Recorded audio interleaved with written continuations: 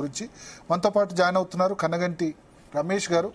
కనగంటి రమేష్ గారిని నేను ఇంట్రొడ్యూస్ చేయాలంటే centre for human security studies director, తర్వాత అమెరికన్ స్టడీస్ గురించి జేఎన్యూ నుంచి ఆయన డాక్టరేట్ కూడా పొందారు. చాలా తక్కువ మంది బహుశా అమెరికన్ స్టడీస్ స్టాన్ఫర్డ్ యూనివర్సిటీలో కూడా చదువుకున్నారు. సో చాలా చాలా మంది ఎదురు చూస్తున్నారు, ఎందుకంటే ఇంతకుముందు యుఎస్ అంటే పెద్ద పట్టింపు లేదు. బట్ ఇప్పుడు ఆంధ్రప్రదేశ్ తెలంగాణలో ప్రతి గ్రామంలో ఒక 10-15 మంది ఉంటారు అమెరికా నుంచి వెళ్లేవాళ్ళు కదా. ఇక్కడ నుంచి అమెరికా వెళ్ళి చదువుకునే వాళ్ళు, ఉద్యోగం చేసేవాళ్ళు, సెటిల్ అయ్యేవాళ్ళు, సిటిజన్షిప్ ఉన్నవాళ్ళు. సో చాలా కీ మీటింగ్. ఏం ఎక్స్పెక్ట్ చేయొచ్చు ఈ మీటింగ్? నేను జీ తెలుగు ద్వారా సార్, మీ ద్వారా నేను మన 2 రాష్ట్రాల తెలుగు ప్రజలకు చెప్పేది, అమెరికాలో చదువుకోవటానికి United States India education foundation ఇచ్చే మెరిట్ స్కాలర్షిప్స్ ఉన్నాయి. Plus ministry of human resource development, government of India, Dharmendra Pradhan garu minister, ఆ మెరిట్ స్కాలర్షిప్స్ ఉన్నాయి. వాటిని ఉపయోగించుకుంటే you don't need to take loan from banks, you don't need to mortgage. మీ ఆస్తులు, మీ స్థలాలు, పొలాలు తాకట్టు పెట్టకుండా అమెరికాలో చక్కగా విద్యాభ్యాసం చేయడానికి మెరిటోరియస్ స్కాలర్షిప్స్ ఉన్నాయండి. అక్రాస్ ద చేసుకోవట్లేదంటారు మరి? అబ్సల్యూట్లీ. ఈ ప్రశ్నని మీరు తెలంగాణలో, ఆంధ్రాలో ఉన్న కాలేజ్ ప్రిన్సిపల్స్ ని, హానరబుల్ వైస్ ఛాన్సలర్స్ ని మీరు అడగాలి. ఈ ప్రశ్న అవగాహన లేదా? అవగాహన లేకపోవటం ఒకటి. అంటే అందరికీ వస్తుందా సార్? ఎక్కువ పర్సెంట్ అమెరికాలో ఒక గొప్పతనం ఏంటంటే, నేను అమెరికన్ స్టడీస్ లో పిహెచ్డి చేసినవాడిగా, అమెరికాలో చదువుకొని అమెరికాలో టీచింగ్ చేసినవాడిగా చెప్తున్నాను నేను. America is a land of opportunities and meritorious students కి తప్పనిసరిగా అక్కడ అవకాశం ఉంటుంది. ఎవరు ఇస్తారు? American government. అదేనండి, United States India education foundation ద్వారా. పేర్లు చెప్పనా సార్? స్కాలర్షిప్స్ పేర్లు.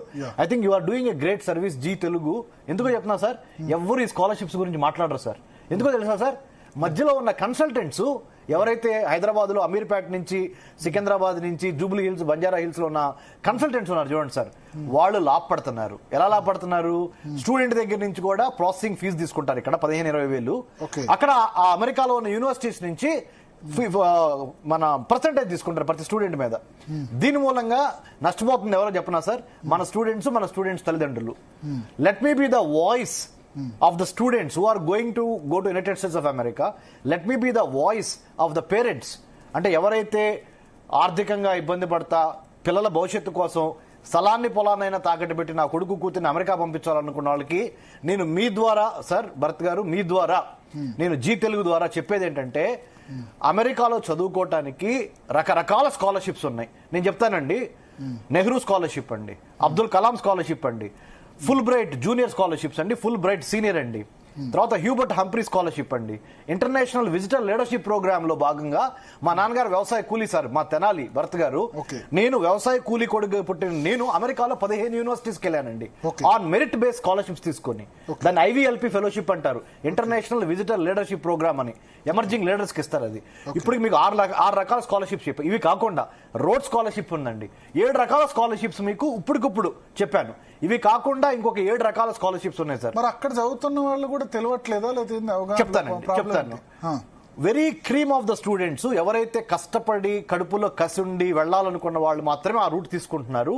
షార్ట్ కట్ లో ఏదో ఒక విధంగా నేను అమెరికా వెళ్ళిపోవాలి, నాకున్న స్థలాలు పొలాలు తాకట్టు పెట్టమని తల్లిదండ్రులను ఇబ్బంది పెడతాము. జిఆర్ఈ టోఫెల్ రాయటము ఒక ఎత్తండి, అలా రాసి వెళ్తాం అమెరికాకి. అది కాకుండా జిఆర్ఈ టోఫెల్ తో పాటు ఎడ్యుకేషన్ లోన్ బ్యాంక్స్ నుంచి తీసుకొని అధిక వడ్డీకి లేదా తక్కువ వడ్డీకి సార్ 2 ఏళ్ళు ఎంఎస్ చేయాలంటే అక్కడ మీకు మినిమం 50 లక్షల రూపాయలు అవుతుంది సార్. మినిమం చెప్తున్నా. ఆ 50 లక్షల రూపాయలు అయిపోయిన తర్వాత కూడా, ఎంఎస్ అయిపోయిన తర్వాత కూడా అమెరికాలో జాబ్ రాకుండా లాస్ట్ 1 ఇయర్ నుంచి ఖాళీగా ఉన్నవాళ్ళు నాకు ఎంత మంది ఫోన్లు చేస్తున్నారంటే గత 15 రోజుల నుంచి, ఈ స్కాలర్షిప్స్ తెలిసిన తర్వాత అయ్యో మాకు తెలియదే అని చెప్పి. దయచేసి మాదొక నాట్ ఫర్ ప్రాఫిట్. వీసాతో వెళ్ళి ఎడ్యుకేషన్ కంప్లీట్ అయిన తర్వాత అక్కడే ఉండొచ్చా? జాబ్ ఆపర్చునిటీస్ అక్కడ వెతుక్కోవచ్చు అండి, తప్పనిసరిగా వెతుక్కోవచ్చు. H1Bకి అప్లై చేయొచ్చు. తర్వాత మీరు American rules and regulations follow అవుతా ICE, immigration and customs enforcement agency యొక్క బ్యాడ్ బుక్స్ లో ఉండకుండా ఎవ్రీథింగ్ అఫీషియల్ గా వెళ్తే, మెరిట్ స్కాలర్షిప్ కొనుగొట్టుకోవడం వెళ్తే రైట్ రాయల్ గా అమెరికన్ గవర్నమెంట్ మీకు వెల్కమ్ చేస్తుంది. దాంతో పాటు భరత్ గారు మళ్ళీ స్కాలర్షిప్ చేయడం ద్వారా మన చదువుకు ఖర్చు 100% ఖర్చు తగ్గుద్ది. స్టే వరకు పెట్టుకోవచ్చు. మన సాయి కుమార్ 20 గంటలు సరిపోద్ది. మన సాయి కుమార్ రెడ్డి గారు అని ఒక అబ్బాయి పాపం ఆత్మహత్య చేసుకున్నాడు సార్ అమెరికాలో. మేజర్ రీజన్ ఏంటో తెలుసా సార్? ఆర్థిక ఇబ్బందులు. Okay. ఎస్పెషల్లీ బ్యాంక్స్ దగ్గర నుంచి లోన్లు తీసుకొని అక్కడికి వెళ్తాం. ఎంతమంది మాకు మెసేజ్లు పెడుతున్నారంటే, సో దయచేసి సార్ ఆంధ్రప్రదేశ్ గవర్నమెంట్, తెలంగాణ రాష్ట్ర ప్రభుత్వము మీ జీటీ తెలుగు ద్వారా సార్ ఒక విన్నపం ఏంటంటే, ఒక టాస్క్ ఫోర్స్ ని ఏర్పాటు చేయండి. ఆంధ్రప్రదేశ్ రాష్ట్ర ఉన్నత విద్యా మండలి, తెలంగాణ రాష్ట్ర ఉన్నత విద్యా మండలి ప్రొఫెసర్ బాలకృష్ణారెడ్డి గారు, ఆయన మనకి ఇప్పుడు ఇక్కడ ఉన్నారు సార్, చాలా మంచివారు, నేను ఆయనతో కలిసి పనిచేస్తా ఉంటాను. ఈ ఇద్దరు కలిసి ఒక టాస్క్ ఫోర్స్ ఏర్పాటు చేసి ఎట్లా అమెరికాకు పంపించాలి మన స్టూడెంట్స్ ని తక్కువ ఖర్చుతో, మెరిట్ స్కాలర్షిప్స్ ఎన్నున్నాయి అనే మీద మేము కూడా సహకరిస్తాం సార్. మా center for human security studies తరఫున we are not for profit think tank in Hyderabad Marri Chenna Reddy institute లో మా ఆఫీస్ ఉంది. మేము నాట్ ఫర్ ప్రాఫిట్ పనిచేస్తున్నామండి. ఒక 30 మంది ఐఏఎస్లు ఐపీఎస్లు దీంట్లో సభ్యులుగా ఉన్నారు సార్. మీకు తెలుసు సార్, గత 12 ఏళ్ల నుంచి దేశ అంతరంగ భద్రత, విదేశీ వ్యవహారాల మీద మేము పనిచేస్తున్నామని. సో దయచేసి నేను మిమ్మల్ని తల్లిదండ్రులకి మీ జీ తెలుగు ద్వారా అప్పీల్ చేస్తుంది ఏంటంటే, please do not go for education loan 60 లక్షలు 50 లక్షలు తీసుకోవద్దు. మెరిట్ స్కాలర్షిప్ ఉపయోగించుకోండి. అమెరికా కాకుండా Bharat sir, Norway, Sweden, Israel, Turkey, Australia, UK, Canada, ఈ కంట్రీస్ లో చదువుకోవటానికి 15 దేశాలతో భారతదేశ మానవ వనరుల మంత్రిత్వ శాఖ ఎంహెచ్ఆర్డి గవర్నమెంట్ ఆఫ్ ఇండియా, మీరు ఢిల్లీలో చాలా కాలం మీరు పనిచేశారు సార్, శాస్త్రి భవన్ మన ఇండియా గేట్ దగ్గర సార్. సో వాళ్ళతో కొలాబరేషన్ ఆ 15 దేశాల్లో చదువుకోవడానికి scholarship funded by Indian government of India scholarship ఇంటర్వ్యూలు కండక్ట్ చేస్తుంది, ఫండెడ్ బై దీస్ 15 కంట్రీస్. ఆ కంట్రీస్ వాళ్ళే ఇస్తున్నారు, వాళ్ళే scholarship sir. Tuition fee, medical, flight ticket, stipend, everything is covered under the scholarship sir. Okay, kindly అంటే ఇప్పుడు తెలంగాణ, ఆంధ్రప్రదేశ్ కూడా overseas scholarship అని వాళ్ళు కూడా పెట్టారు. సరే ఇంప్లిమెంట్ కావట్లేదు, చాలా తక్కువ అమౌంట్ సార్, చాలా తక్కువ మంది కవర్ అవుతుంది సార్. ఇది మ్యాసివ్ కవరేజ్ సార్. ఇప్పుడు నేను చెప్పింది MHRD government of India scholarship to study in 15 countries, United States India education foundation అని చెప్పాను మీకు, యుఎస్ఎఫ్ఈ అంటారు. ఈ రెండింటి మూలాన అమెరికాతో పాటు మిగతా 15 దేశాల్లో చక్కగా రాజమార్గం వెళ్ళి చదువుకోవచ్చు సార్.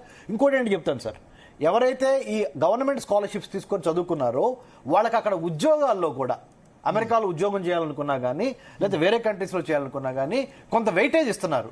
ఎందుకంటే they have been recognized as meritorious students. So ఇప్పుడు మోడీ ఏం రిక్వెస్ట్ చేయొచ్చు ట్రంప్? Absolutely sir. మోడీ ఒకటి, ఈ ఎడ్యుకేషన్ డిపోర్ట్ సంబంధించి, అంటే చాలా మంది ఇల్లీగల్ గా డిపోర్ట్ ఉన్న వాళ్ళకి ఎంతమంది ఇల్లీగల్ గా ఉంటున్నారని ఎక్స్పెక్ట్ చేస్తున్నారు? 18,000 మంది మొదటి లిస్ట్ లో ఐడెంటిఫై. వీళ్ళు ఎట్లా వెళ్ళారు ఇల్లీగల్ గా అంటే చెప్తాను సార్.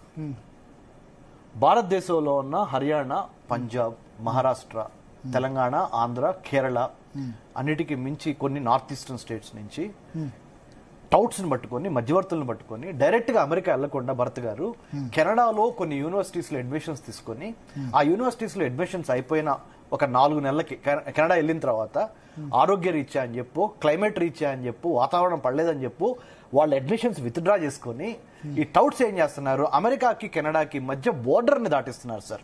ఇది నెంబర్ 1. బార్డర్ దాటడం.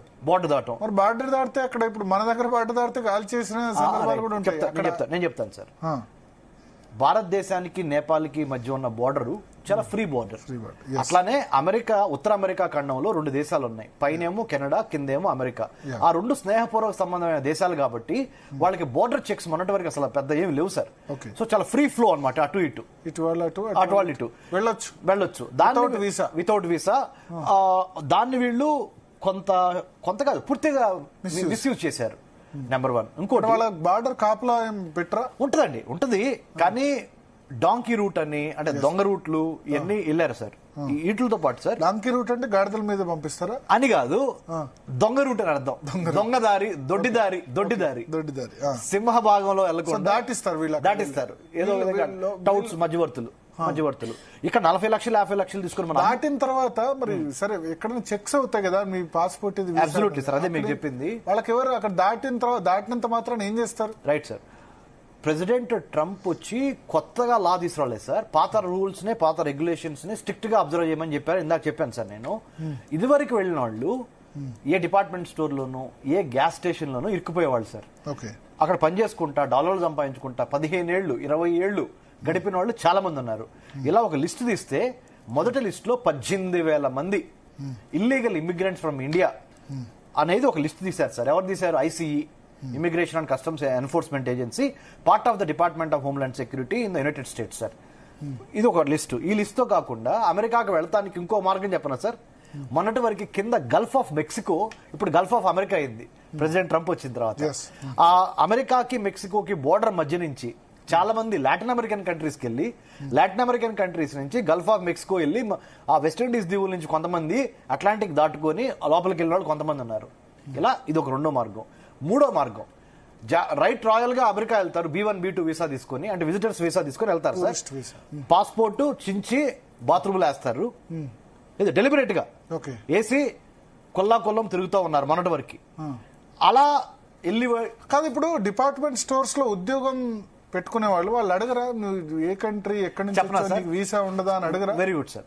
అలా అడిగే వాళ్ళు ఉంటారు, తక్కువ ఉంటారు. ఎక్కువ మంది ఏంటంటే నాకు మీరు గంట పని చేస్తే మీకు నేను $10 ఇస్తాను అన్నాడు అనుకోండి, చాలు బాబు నాకు $10 చాలు నాకు ఇవ్వు అని చెప్పి వాళ్ళు ఏంటంటే ఇక్కడ మినిమం రూల్స్ ఫాలో కావాల్సిన అవసరం లేదు. వీళ్ళకైతే తక్కువ రేట్లో తక్కువ కూలి ఇవ్వచ్చు, తక్కువ కూలి ఇచ్చి ఎక్కువ పని చేయించుకోవచ్చు. అది ఆ దుకాణదారుడి యొక్క. ఎక్కడైనా అమెరికన్ పోలీస్ గానీ అమెరికన్ ఇంటెలిజెన్స్ ఏజెన్సీ గానీ వీళ్ళని పట్టుకోవా? అబ్సల్యూట్లీ సార్, ఇప్పుడు అదే జరుగుతుంది. మొన్నటి వరకు అది జరగలేదు. ఎందుకు జరగలేదు అంటే సార్, యథా రాజా తదా ప్రజ. ఇప్పుడు ఎవరు పట్టించుకోలేదు. మన Joe Biden most of the ఇప్పుడు ఇండియన్స్ కాకుండా మిగతా చాలా కంట్రీస్ 150 దేశాల నుంచి ఇల్లీగల్ ఇమ్మిగ్రెంట్స్ అక్రమ వలసదారులు అమెరికాలో ఉన్నారు, పనిచేస్తున్నారు, అన్ని లిస్టులు తీస్తున్నారు. ఇప్పుడు మరి ఎంతవరకు డొనాల్డ్ ట్రంప్ దొరికిన వెంటనే వాళ్ళు జైల్లో వేసేస్తారా? జైల్లో అంటే ఇప్పుడు జనరల్ గా అయితే ట్రయల్ చేయాలి సార్, అంటే కోర్టు తీసుకెళ్లాలి, ఒక్కొక్కళ్ళ మీద ఎంతో ఖర్చు పెట్టాలి, ఇవన్నీ జరుగుతున్నాయి సార్. అందుకని వాళ్ళు ఏం చేస్తున్నారంటే డొనాల్డ్ ట్రంప్ ఏదైతే అదేంది రేపొద్దున కోర్టులు ఛాలెంజ్ చేసినా కానీ తర్వాత విషయం, ముందల వీళ్ళందరూ నేషనల్ సెక్యూరిటీ థ్రెట్ అని చెప్పేసి ఆ యాక్ట్ కింద తీసుకొచ్చి ఏదో కేసు పురమాయించి ముందర ఫ్లైట్ ఎక్కించండి వీళ్ళని అని కంప్లీట్ గా వాళ్ళ చట్టాల ప్రకారం అక్కడ ఇల్లీగల్ గా ఉండడం పనిచేయడం అని నేను ఇమ్మీడియట్ గా జైల్లో పెట్టరా? ఇమ్మీడియట్ గా జైల్లో పెడితే జైల్లో మేపటానికి జైల్లో వీళ్ళని పెడితే అయ్యే ఖర్చు చూసుకుంటే, ఫ్లైట్ లో ఎక్కిస్తే పంపించే ఖర్చు చూసుకుంటే ఒకే ఒక దెబ్బతో ఫ్లైట్ లో ఎక్కించే సరే ఇప్పుడు డొనాల్డ్ ట్రంప్ చేస్తున్నాడు, ఎన్ని రోజులు జైల్లో పెట్టలేదా వీళ్ళని? చాలా తక్కువ మందిని పెట్టేవాళ్ళు చాలా తక్కువ రైట్స్ అయ్యాయి. అంటే పెద్ద విజిలెంట్ అన్నది లేదు. మొన్నటి వరకు లిబరలైజేషన్ లిబరల్ గా ఉంది సార్. ఇప్పుడు ఏమైందంటే భరత్ సార్, COVID-19 వచ్చిన తర్వాత ప్రపంచం మొత్తం ఆర్థిక సమస్యలతో అతలాకుతలం అయిపోతా ప్రతి దేశంలోనూ ఫస్ట్ మా దేశస్తులకి మా పౌరులకి విద్య, వైద్యం, ఆరోగ్యం, ఉపాధి ఇవి కల్పించండి, తర్వాత వేరే దేశాల నుంచి వచ్చిన వాళ్ళని చూడండి అనేది 100% ఈ మైండ్ సెట్ మార్పు వచ్చేసింది సార్.